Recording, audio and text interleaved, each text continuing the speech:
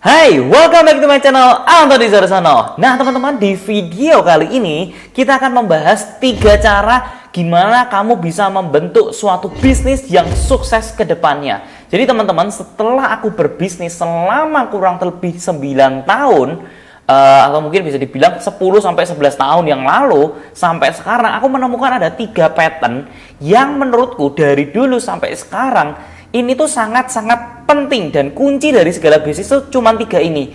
Kalau kita bisa menguasai ketiga hal ini dan kita tepat memilih ketiga hal ini, mau bisnis apapun, mau ganti zaman, mau ganti model bisnis, semua itu pasti bisa berhasil. Nah, apa ketiga itu? Nah, yang pertama itu adalah produk, teman-teman. Nah, ini kita akan bicara dari segi bisnis F&B, mungkin biar teman-teman lebih gampang, karena F&B itu kan luas banget, semua orang ngerti tentang F&B. Kalau nanti ngurusin pabrik apa segala macam juga nanti teman-teman kan ada beberapa yang kurang ngerti. Tapi kalau F&B semua orang kan pasti ngerti. Nah, yang pertama itu adalah produk. Produk itu penting banget karena gini, sering banget gak sih kita ngeliat ada satu orang yang sukses banget membentuk sebuah brand. Ya, kita contohkan aja ya. Di Jogja itu ada orang yang membuat suatu brand sei sapi. Nah, teman-teman kalian bisa lihat ya. Ketika dia membentuk sei sapi, sebelum dia membentuk sei sapi ini, dia sudah membentuk beberapa brand sebelumnya. Tapi apakah semuanya berhasil? Jawabannya adalah enggak. Ini berhasil itu dalam artian bukan cuma bertahan ya teman-teman, tapi growing and still growing sampai sekarang. Kenapa bisa enggak? Padahal yang mengelola itu sama, manajemennya sama, orangnya sama, tapi kok bisa hasilnya berbeda gitu. Padahal semuanya itu sama. Yang membedakan itu adalah produk, teman-teman. Nah, nanti kalau kalian mungkin bilang, wah ya Ton, mungkin karena dia itu belum punya kemampuan pada waktu itu. Tapi setelah dia punya sei sapi, dia buat brand-brand lain, apakah masih laku? Ternyata ketika dia membuat suatu brand lainnya, itu juga belum tentu berhasil. Nah, teman-teman, bukan belum tentu berhasil ya, memang ada beberapa yang nggak berhasil juga gitu loh, kalau aku lihat dan aku analisa. Jadi menurutku penting banget bahwa ternyata orang yang sama, manajemen yang sama, dari otak yang sama, kalau produknya berbeda, hasilnya juga pasti akan berbeda. Jadi teman-teman, kalau kamu mau berbisnis, pastikan adalah produk kamu itu fit into market. Jangan pernah kamu membuat produk yang sesuai keinginan kamu, tapi bikinlah produk sesuai dengan market kamu.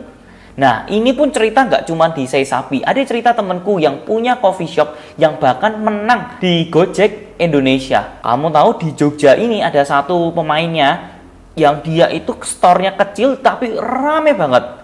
Nah, ketika dia membuat suatu brand kedua, membuat brand minuman kedua, sama-sama minuman, yang satu kopi, sekarang dia mencoba untuk membuat coklat, membuat teh. Apakah hasil omsetnya itu bisa sama dengan kopi? Jawabannya juga enggak. Karena produknya itu tidak sama. Padahal secara tema itu tuh bener-bener semuanya tuh bagus. Secara feed Instagram itu bener-bener bagus. Secara dia marketing, branding, itu semuanya aku bisa bilang itu bagus semua. Tapi yang membedakan itu cuma satu hal, produknya itu berbeda. Ketika dia membuat produk yang kopi, boom, meledak. Bikin di cabang manapun itu juga meledak. Tapi ketika dia membuat brand lain, itu tidak bisa sama hasilnya dengan yang kopi. Omsetnya tidak sama, bahkan jauh berbeda. Nah, jadi teman-teman ya, sering kali itu kita ngelihat orang, oh wow, dia sudah berhasil di sini. Tapi bikin lagi kok dia nggak berhasil. Memang karena produknya itu belum tentu pas di market. Produknya itu tidak fit into market. Nah, itu penting banget ya. Product is number one. Nah, yang kedua yang aku selalu percayain yaitu adalah timing. Timing is everything, teman-teman. Timing itu gak pernah bisa dibeli sampai kapanpun. Nah, ini yang membedakan antara orang-orang yang dulu membuat bisnis kok nggak berhasil, tapi ternyata waktu sekarang dibuat bisnisnya malah berhasil. Nah, ini tuh yang kadang-kadang membedakan timing. Teman-teman tahu nggak, sebelum sekarang Gojek sebesar ini, sebenarnya 5 tahun sebelum Gojek itu besar dan punya nama di Indonesia, ada sebuah Gojek yang mengaplikasikan itu, ojek yang mengaplikasikan itu. Di Jogja itu sudah ada, warnanya dulu warnanya tuh kuning dan itu nggak banyak peminatnya. Karena apa? Karena di saat itu smartphone itu sangat mahal dan belum banyak orang yang menggunakan smartphone. Ini juga jadi penentu ya, timing is everything. Kalau timingnya itu tidak pas, ya nggak bakal bisa. Kamu mengoyo marketnya sampai gimana pun, nggak bakal bisa pas. Nah, timing ini tuh benar-benar sangat penting ketika kamu menciptakan sebuah brand. Apakah ketika kamu mau launching sekarang sudah cocok atau belum? Nah, sama halnya ya teman-temanku. Kalau kalian perhatikan, di Jogja ini ada sebuah salad yang viral. Nah, tapi teman-teman kalau kalian lihat, salad ini menurutku tidak akan bisa besar kalau waktunya itu salah. Timingnya itu salah. Ketika dia buat saladnya itu mungkin 10 tahun yang lalu di mana Gojek dan Grab itu belum ada, nggak bakal dia bisa sebesar ini. Dan kalau misalkan dia buatnya sekarang, itu juga nggak bakal bisa benar-benar fit into market. Kenapa? Karena sekarang Gojek sama Grab itu sangat-sangat menyita uang banget. Ibaratnya sekarang itu kan marketnya udah online kan. Nah, kalau misalkan dia itu buat saladnya di masa sekarang, itu juga belum tentu bisa sebesar sekarang. Karena Gojek dan Grab-nya sendiri itu sekarang sudah memaksa kita untuk ngikut memberikan promo. Jadi bukan sekarang promo itu dibiayai oleh si Grab, tapi kita sebagai merchant itu harus ikut membiayai. Jadi benar-benar costingannya itu menjadi jauh lebih besar. Nah, sedangkan dulu itu jualan salad terasa murah banget. Orang-orang cuma bisa beli salad dengan harga 10.000. 10.000 kadang-kadang bisa dapat 2. Siapa sih yang nggak mau gitu loh? Karena apa? Waktu itu Gojek sama Grab lagi bakar duit. Jadi timing is everything. Begitu pentingnya ketika ada timing ini, kamu manfaatkan habis-habisan gitu loh. Nah, ini menjadi sesuatu hal yang sangat-sangat penting untuk dalam kita berbisnis sebuah makanan atau bisnis apapun. Yang ketiga adalah people. Jadi ini yang paling penting ya, PPT, product, people, timing. Nah, yang people ini tuh sangat diperlukan karena gini, kalau idenya kita sudah matang, tapi people-nya yang mengeksekusi idenya ini tidak bagus, percuma, akan menjadi sampah juga. Ide yang bagus ini tidak akan dieksekusi dengan baik dan orang-orangnya tidak bisa memberikan value kepada audiens, kepada market secara utuh. Jadi peoples ini sangat-sangat penting. Nah, kalau kita punya suatu bisnis di mana kita itu peoples-nya jelek, tapi produk sama timingnya bagus, nggak bisa juga karena eksekusinya nggak akan sebagus sama orang people yang bagus. Sama juga dengan timing. Ketika ada people-nya orangnya tuh hebat, yang seperti tadi saya bilang, yang buat kopi, yang buat si sapi, itu orangnya hebat-hebat. Produknya juga pas dia membuat, tapi ketika timingnya salah, teman-teman. Ketika timingnya itu belum fit, ketika timingnya masih belum ada Gojek sama Grab, ya mereka untuk membuat suatu brand itu membutuhkan budget yang besar karena sewanya sangat mahal, ya kan? Dan belum tentu mereka itu bisa punya budget yang mengalahkan orang-orang besar gitu. Timingnya itu berbeda banget. Kalau kalian perhatikan 30 tahun yang lalu, 20 tahun yang lalu, semua orang itu membuat bisnis makanan itu menggunakan apa? Billboard besar-besaran, brosur gede-gedean. Nah, itu costingannya tuh gede banget dan harus punya tempat yang besar, megah, ada parkiran. Kalau orang nggak punya duit, nggak bakal bisa. Tapi teman-teman, di hari ini timing is everything. Ketika kita punya tempat saja, dimanapun tempat itu, kita bisa menjual produk kita segampang itu.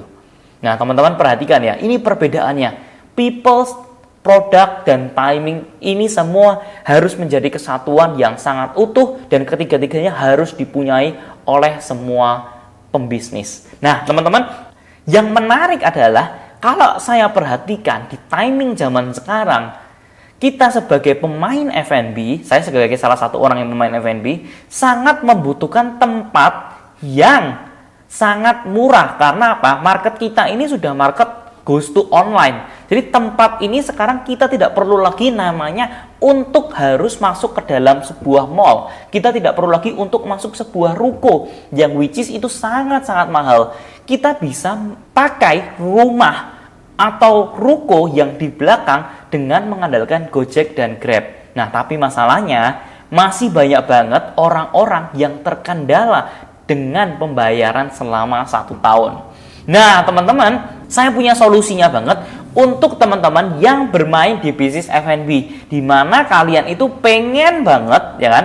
Pengen banget berbisnis F&B, yang penting adalah lokasinya itu tepat. Jadi misalkan yang lokasi paling ramai di Jakarta apa? Tanjung Duren. Aku pengen buka di Tanjung Duren. Nah, kamu nggak perlu bayar biaya sewa ruko yang sebesar 1 tahun. Kamu nggak perlu bayar yang namanya interior yang sangat mahal, renovasi yang sangat mahal. Kamu cukup perlu tempat yang kecil, cuman butuh titiknya aja. Nah, aku punya solusi buat kalian semua. Gimana kalau kalian ini masuk ke dalam dapur OYS? OYS ini adalah suatu brand yang saya ciptakan dengan beberapa partner saya. Nah, ini akan membantu kalian semua, para pemain F&B, untuk bisa mendapatkan titik dengan harga yang sangat murah. Bayangkan teman-teman, kalau misalkan kalian cari ruko di Tanjung Duren, itu 1 tahun sewanya itu 250 juta. Ya kan? Kalau kamu di Tanjung Duren paling dekat sama mall mana? CP. Mau masuk di CP, kamu tetap harus kontrak 1 tahun dan kamu harus bayar 20% dari 1 tahun itu. Dan which is paling rendah aja untuk kamu bisa masuk ke sana itu 20 juta sampai 30 juta per bulan. Bayangin kalau 20 juta dikalikan 12 bulan itu berarti sudah 240 juta. Untuk ukuran booth mungkin 2 kali 3 saja. Nah, teman-teman perhatikan ya, perbedaannya ya. Kalau ruko 250 juta memang kamu dapat 3 lantai, 4 lantai. Tapi siapa yang mau pakai ruko ketiga, ruko keempat? Ya kan, kamu pasti pakai cuma lantai 1 sama lantai 2-nya. Nah, perhatikan di dalam mall itu 2 kali 3 bisa sampai 240 juta. Tapi memang kamu bayarnya itu pasti 20% dulu di depan, which is itu udah keluar 50 juta. Dan per bulannya masih harus bayar 20 juta. Nah, ini benar-benar costly banget, benar-benar uang yang gede banget di depan. Nah, tapi teman-teman, aku punya solusi di dapur OYS ini. Kalian bisa mendapatkan harga mulai dari 2 juta aja. Kalian bisa masuk ke dalam rukoku dan kalian bisa sewa di sana dan memanfaatkan titiknya. Jadi ini akan dibuka di dekat-dekat mall-mall di Jakarta. Dan ini benar-benar menarik banget dan ini benar-benar futuristik banget, dimana kalian modalnya itu start dari 2 juta saja, kalian sudah mulai bisa berbisnis tanpa harus membayar renovasi, tanpa mengeluarkan deposit, tanpa mengeluarkan peralatan, modal kerja, dan pemasaran, karena semuanya akan dibantu oleh kita. Jadi teman-teman yang tertarik berkembang bisnisnya, ekspansi bisnis F&B-nya bersama dengan dapur OYS yang dibuat oleh saya dan partner saya, nah kalian bisa masuk di link deskripsi. Pastikan kalian mengisi form itu, karena itu akan membuat kalian menjadi waiting list pertama supaya kalian bisa masuk dapur duluan. Nah, kitchen ini tuh benar-benar terbatas tempatnya, karena kita nggak mungkin bisa ekspansi secepat itu gitu loh. Jadi kita akan buka mungkin 3-4 ruko dulu. Dan teman-teman yang pengen masuk di daftar waiting listnya, please teman-teman masukkan data diri kalian di link yang aku taruh di bawah ini, supaya kalian bisa menjadi orang yang pertama masuk ke dapur OYS dan bisa ekspansi bersama dapur OYS ini. Nah teman-teman ingat ya, 2 juta ini sangat murah dibandingkan dengan ruko yang harus bayar 250 juta. Ini tuh benar-benar nggak ada apa-apanya, bahkan 120 kali lipat lebih murah. Ketika kompetitor kamu itu masih bermain menyewa ruko dengan harga 250 juta, kalian dengan modal yang sama bisa membuka 120 cabang dengan omset yang jauh lebih masif. Nah teman-teman, segera daftarkan diri Anda sekarang juga, karena tempatnya ini benar-benar terbatas. Nah teman-teman, thank you for watching. Semoga video ini bisa membantu Anda, dan jangan lupa jika kalian suka dengan video ini, kalian klik tombol like. Jika kalian tidak suka, kalian dislike aja, nggak masalah. Dan kalau kalian punya masukan atau mungkin pertanyaan yang pengen kamu bahas di YouTube channel aku, tolong share di kolom komen, dan pastikan untuk kalian itu juga share ke grup family kalian untuk membagikan info-info tentang bisnis dan properti. Thank you for watching and I'll see you in the next video. See ya!